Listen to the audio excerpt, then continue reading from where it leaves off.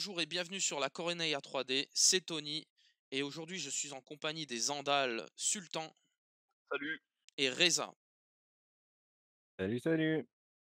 Et on se retrouve pour continuer cette série de podcasts dédiés à l'analyse de la version 2021 et désormais nous allons nous atteler à la Night's Watch, à la garde de nuit. Il y a beaucoup de choses à dire, beaucoup de changements.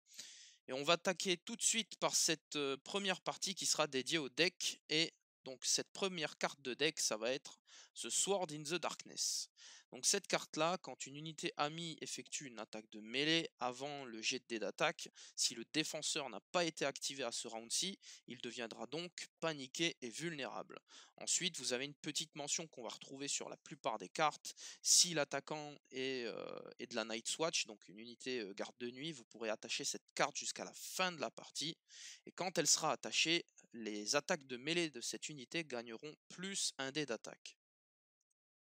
Bah, très très bonne carte, heureusement c'est que de la mêlée, mais très bonne carte, qui je trouve a perdu un petit peu de sa superbe par rapport à la 1.6 où c'était avec le vulnérable automatique et 2 dés d'attaque supplémentaires avec les épées. Mais pour le coup, ça c'est un bon combo si vous êtes premier joueur à un round et que vous voulez prendre les épées et directement taper, pour, activer le paniqué vulnérable et avoir le dé supplémentaire donc c'est une bonne carte d'attaque, elle est vraiment pas mal. Ouais, c'est vrai, même sans les épées, mais ça fonctionne dans le cas de toutes les attaques. Alors déjà, les 2 tokens paniqués et vulnérables en même temps, c'est quand même très fort parce que c'est 2 tokens qui sont agressifs, qui changent beaucoup de trucs, ça bombarde vraiment de tokens. Et puis alors, ouais, là, tu pas les 2 dés qu'il y avait sur la carte précédente, mais tu plus la condition des épées et tu au moins ce dé tout le temps. Donc ça, c'est bien. Mm. Moi, j'ajouterais que le plus 1D, c'est un truc qu'on va retrouver quand même assez rarement dans cette version. Et c'est quand même assez fort de gagner un bonus de dés quand on voit la létalité Ouais, qu'on a pu c'est vrai. perdre. Moi, je la trouve quand même assez forte et on verra après sur les unités l'impact que ça peut avoir. On va passer à la seconde carte qui est The Fire That Burns Against the Cold. Donc, quand une unité amie va effectuer un test de morale ou de panique, après le jet de dés, vous pourrez relancer n'importe quel dé pour ce test, hein, pour le réussir éventuellement. Et si vous ciblez encore une fois une unité Nightwatch, vous attacherez la carte jusqu'à la fin de la partie, hein. Ça, c'est comme je l'ai dit, c'est le nouveau système de vœux. Et quand cette carte sera attachée, à chaque fois que vous gagnerez un token de condition, vous pourrez à ce moment-là décider de subir 2 blessures, moins une blessure pour chacun de vos rangs détruits. Et si vous le faites, vous pourrez à ce moment-là enlever le token. Alors, c'est une bonne carte, pour le coup du test de morale, c'est assez bien. Surtout qu'on va voir que les unités Nightwatch, elles ont généralement un très bon moral. Ça permet vraiment de fiabiliser encore plus ce côté-là. Le truc des tokens, je suis assez mitigé parce que l'ancienne version était quand même meilleure dans le sens où l'effet était immédiat. On vous mettait un token et bam, au moment où l'adversaire voulait le dépenser, vous l'annuliez. Là, en fait, c'est plus un côté dans de jeu dans le long terme, en fait. Vous savez que, voilà, à chaque fois que vous avez cette carte attachée, dès qu'on vous met un token, vous pouvez potentiellement perdre des PV pour enlever. Si vous êtes sur votre dernier rang, bah, vous en perdez pas et vous allez voir qu'en Nightwatch, on a des moyens de soigner les unités donc il y a quand même moyen de tout le temps de faire un petit équilibre entre enlever des PV et enlever des tokens donc c'est pas mal du tout, en vrai. Moi, je trouve que c'est une carte qui, dans le deck Nightwatch, qui marche bien avec cette nouvelle version, qui se voulait réduire un peu la force du deck et des combos qu'on pouvait faire et globalement, je trouve que les cartes ont un petit peu perdu, mais ça reste quand même des cartes qui sont très fortes par rapport à certaines autres cartes dans d'autres factions qui ont pris très cher et celle-là, je la trouve plus équilibrée que pas mal d'autres, que Sword in the Darkness qui a un tout petit peu perdu, mais vraiment pas grand chose puisqu'elle a plus la condition, par exemple. Et oui, celle-là, elle correspond mieux à la version. Alors le reroll test est très fort comme, il disait, Viking Tony, parce que les unités Nightwatch, elles ont vraiment un fort moral. Et la deuxième condition, c'est de retirer des tokens, c'est quand même très bien, mais il y a une contrepartie et c'est ce qu'on aime bien voir quoi, d'avoir des choix comme ça. Mm. On passe ensuite sur le Shield of the Realm of Men, hein, donc le bouclier des royaumes humains, qui était une carte qu'on avait déjà, qui a changé, on va voir ça. Donc quand un ennemi va effectuer une attaque sur une de vos unités, après le jet de défense, vous pourrez cibler votre unité qui se défend naturellement et relancer tous les jets, enfin n'importe lequel de vos jets de sauvegarde.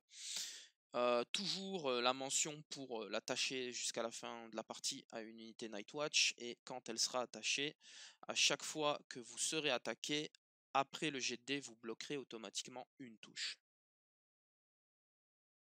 Très forte carte. Moi je la trouve très, très bonne parce que le la relance de défense c'est vraiment, vraiment top.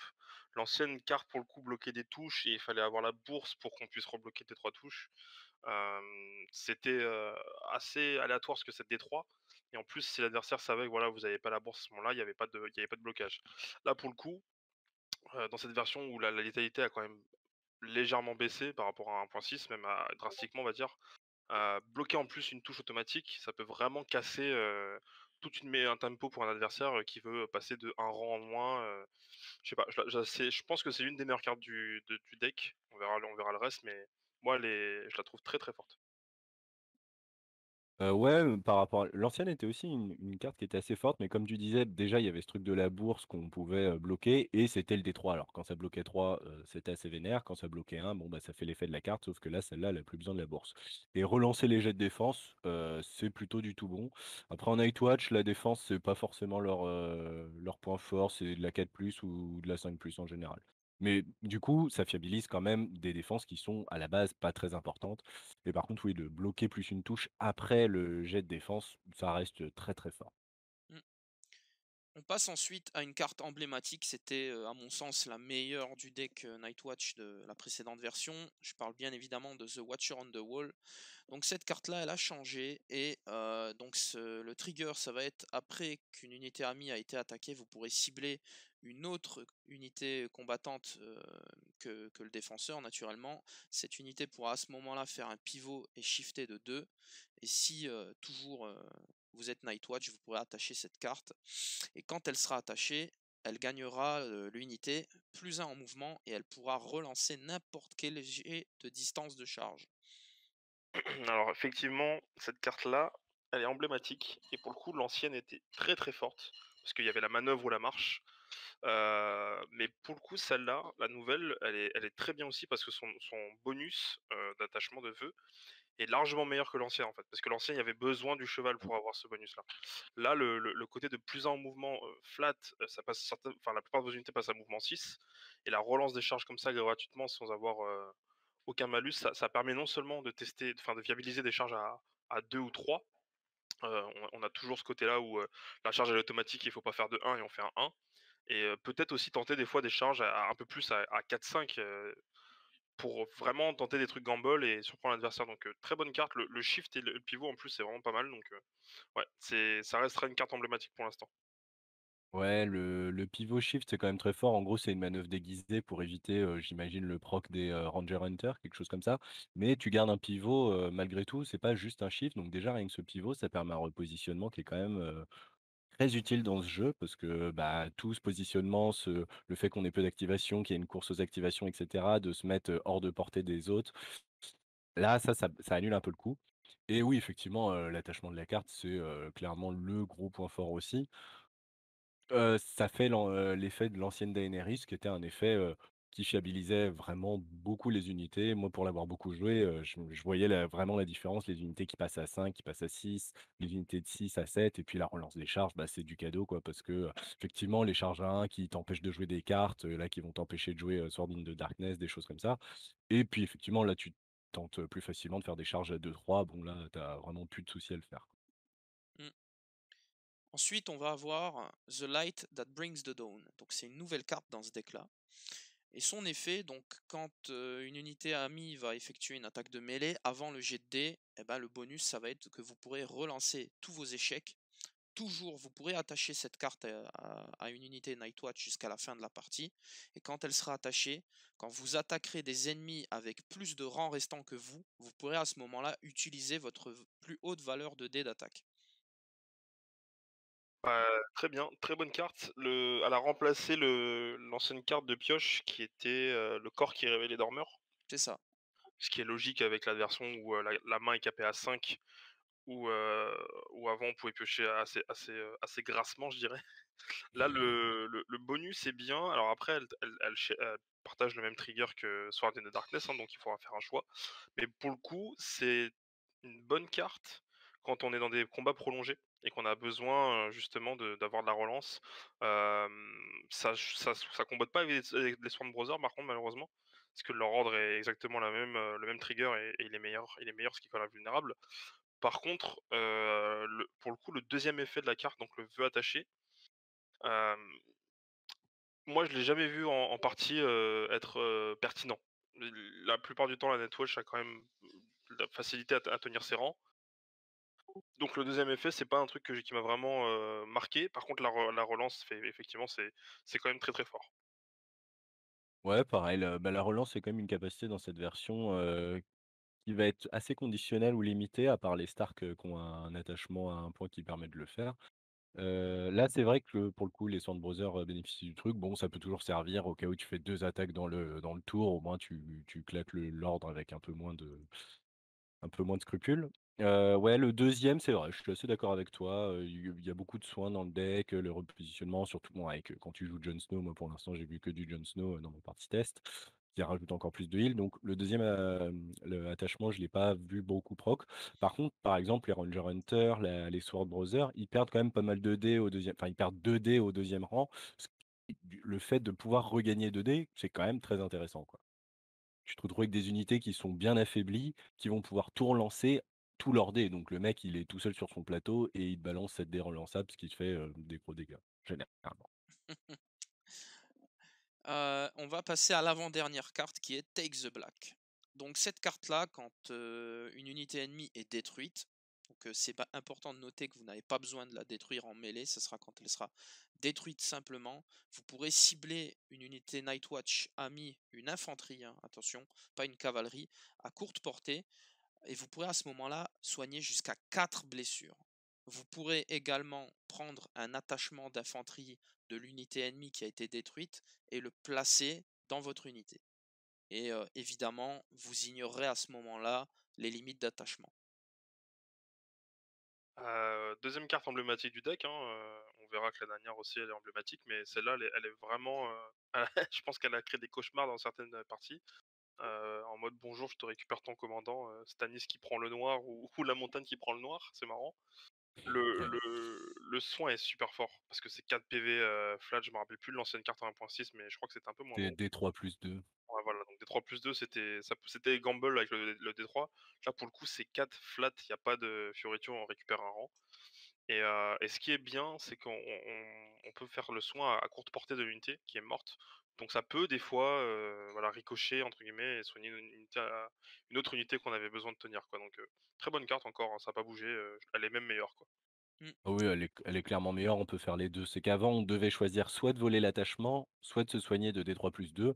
Maintenant, on fait les 2 en un. Donc l'unité, on la détruit, il y a un petit effet snowball, on récupère son attachement, on soigne des wounds en plus, donc on diminue l'activation adverse. Bref, il y a un effet snowball qui est assez violent avec cette carte. Je la trouve, ouais, particulièrement violente puisqu'elle est encore meilleure que celle d'avant, qui était déjà une carte, très intéressante dans le deck d'avant et là, c'est juste mieux. Sachant que les attachements dans cette version-là sont assez péchu, globalement.